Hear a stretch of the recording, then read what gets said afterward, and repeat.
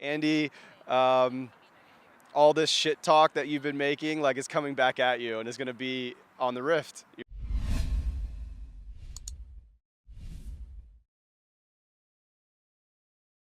I'm joined right now out front of LCS for the first interview of 2018, brought to you by OmniSlash. I'm joined right now by Steve, who is he's paying back everyone all the debts that he's owed them with a victory over TSM today. A pretty confident victory. Did you expect that going into today's game?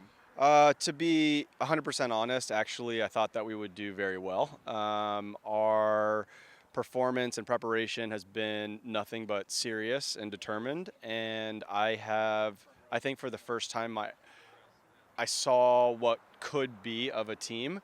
I was in the dark for quite some time, and then when I saw our team play together and the level of communication and coordination, and just how they operate together, it was like a breath of fresh air. So going into this week, I knew that we would do well. How well?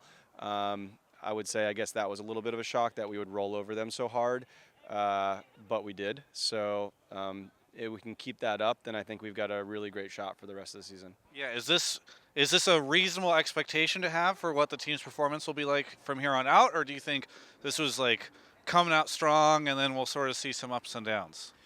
I have a little bit of trepidation in making any kind of expectations that might really put unnecessary pressure on the team. I think a lot of people expect us to do really well. A lot of the analysts and preseason rankings put us in first and second. So the expectations are already out there.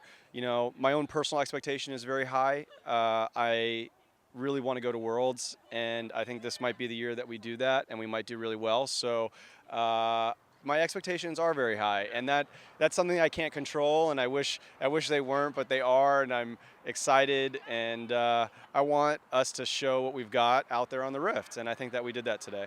For those that don't know, can you talk a little bit about the interview you did with Ovely? You guys made a bet, I think, a charity bet before this. So what were the terms of that bet? So it was completely just happenstance on stage, and Andy ended up saying something about a $5,000 bet. So, my pure instinct was, okay, let's double it. And then after that, he added, another 5K. So we just said, hey, $15,000. Let's the money, whoever loses has to pay up to the charity of the winner's choice. And we actually had invited City Year, who we've been doing a lot of work with over the last 3 years, to come to the event, and they brought 5 of their members, and they were sitting in the front row, and so they got to see. I guess Andy is going to write a check and send it over to them pretty soon. Very good. Well, hey, I know you've got people to go, so I'll just ask you one more question. Yep. I follow both you and Andy on Instagram. You guys hang out all the time. You're at the gym, and Andy loves to give you a ton of shit.